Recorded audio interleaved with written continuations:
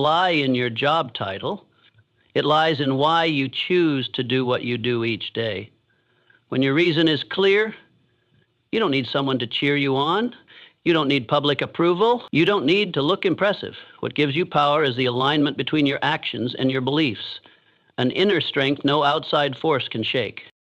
Finding your purpose doesn't require a dramatic epiphany after a faraway journey.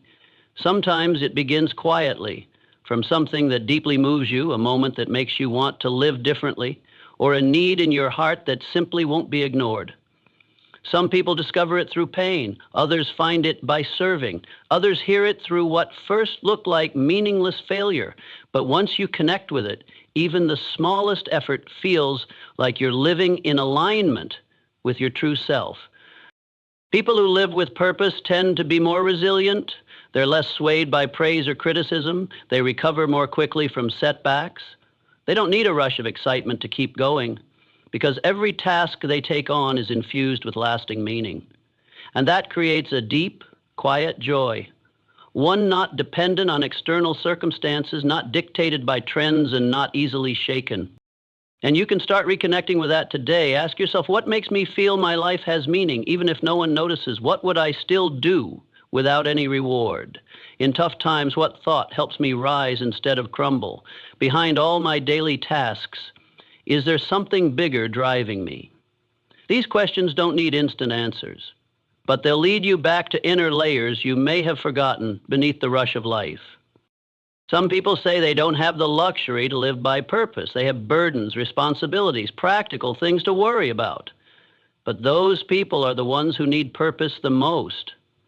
Because purpose doesn't ask you to abandon your current life. It helps you live it with a wider, deeper vision. When you raise your children, you're not just doing your duty. You're sowing seeds of value. When you go to work, you're not just earning. You're building skills, laying a foundation. When you fail, you're not just losing. You're learning what no textbook can teach. Purposeful thinking doesn't make you unrealistic. On the contrary, it makes you sharper in your decisions.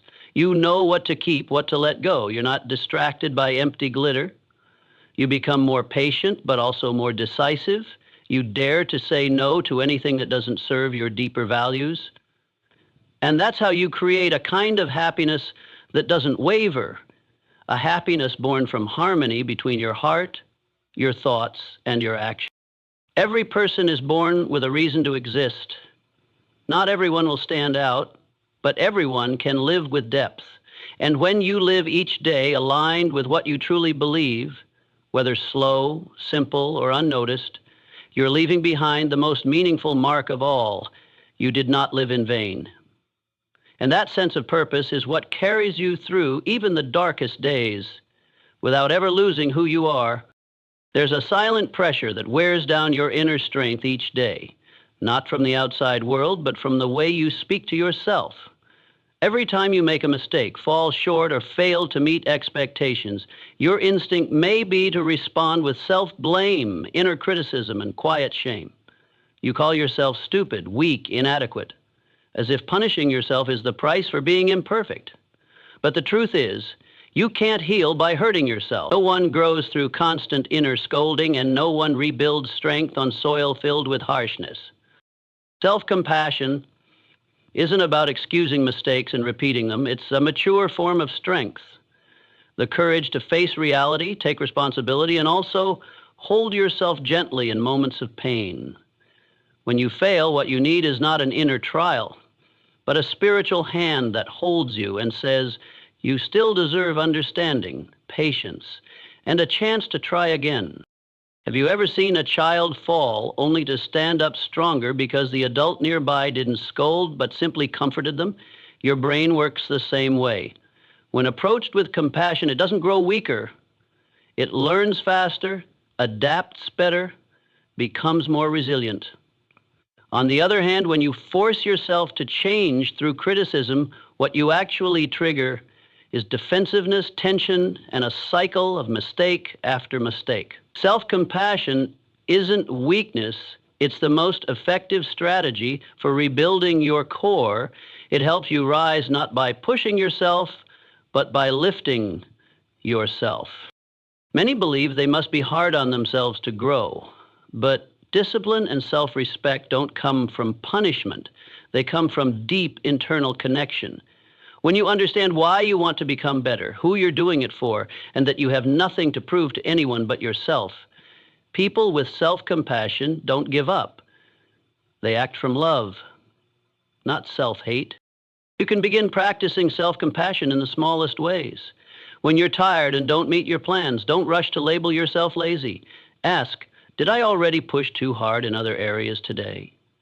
When you fail to seize an opportunity, instead of digging into your flaws, listen for what you can learn without humiliating yourself. Speak to yourself the way you would to a dear friend in the same situation, and you'll see beneath the surface of self-blame lies a heart longing to heal, to be comforted, to be seen. Self-compassion also helps you escape the dangerous trap of defining your worth by achievement. When you attach your value to results, you'll only feel good enough when you succeed at something big. But your worth isn't conditional on your success. You are worthy even when learning, stumbling, struggling. What's truly frightening isn't failure. It's believing you don't deserve love simply because you haven't achieved something significant. The more you demand perfection from yourself, the more you create an invisible gap between who you are and who you think you should be. You begin to live as if constantly performing, constantly proving, constantly pushing. And when you fall short, you retreat into silence, shame, and self-isolation. But if you accept this truth, that everyone has been clumsy, wrong, hurt, you open a door to inner freedom, a door of compassion, where you can sit with yourself without fear. Neuroscience has shown that when you meet yourself with gentleness and understanding, your brain activates the prefrontal cortex, the region responsible for clarity, calmness, and strategic decision-making. In contrast, harsh self-criticism triggers the amygdala, the center of fear and fight-or-flight responses, making it harder to focus, easier to repeat mistakes, and more emotionally depleted. Compassion isn't just a spiritual ideal, it's a neurological tool for recovery and proper growth. Self-compassion is also the foundation of kindness toward others. When you stop judging yourself, you become less harsh with the people around you. When you learn to forgive yourself, it becomes easier to open your heart. No one can love deeply without first learning to love themselves without conditions. And when you deny compassion to yourself, you'll often seek others to fix, understand, or tolerate the wounds you haven't healed. Self-compassion doesn't make you soft or undisciplined. It makes you someone mature enough to nurture themselves from the root. You stop driving yourself with inner whips and begin lighting the path ahead with conscious awareness. And those who live this way are truly strong because they don't act from reaction, but from intention. You can start right now, no perfect setting required. Place your hand on your chest whenever you feel lost, tired, or ashamed, and gently remind yourself, I am learning, I am healing, and I deserve to walk beside myself with gentleness. These words won't change your circumstances, but they will change how you rise and continue your journey.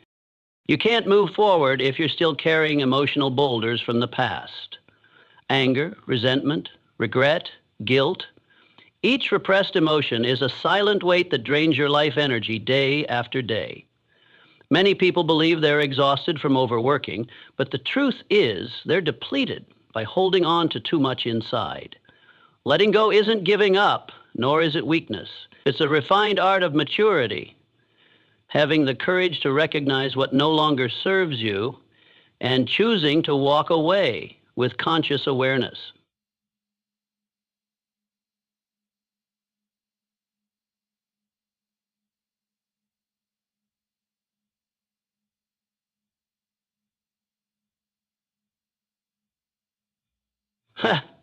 There's a deep, unreleased emotions always find a way to express themselves through the body.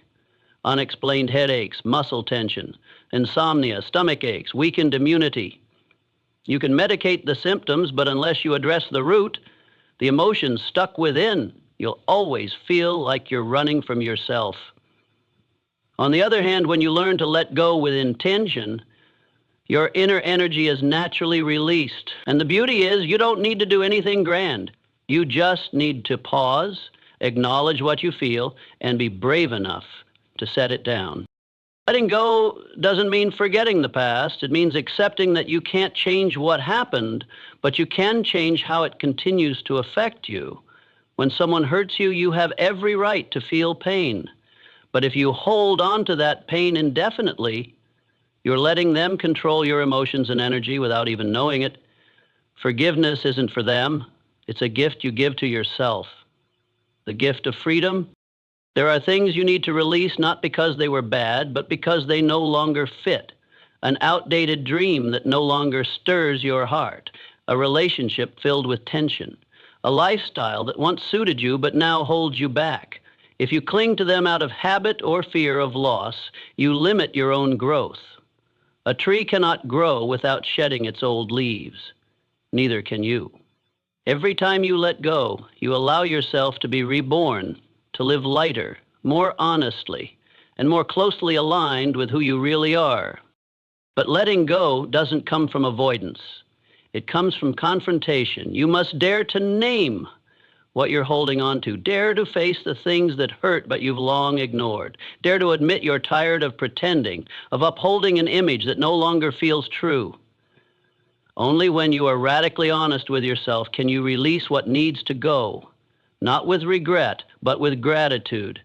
This was part of my journey, and now I choose to let it go. Many fear that letting go will leave them empty, but in truth, only when you clear out the old do you make space for the new. A mind crowded with worry cannot welcome creativity. A heart burdened with wounds cannot fully feel joy. A life filled with should have been has no room for what could be if only you'd open up.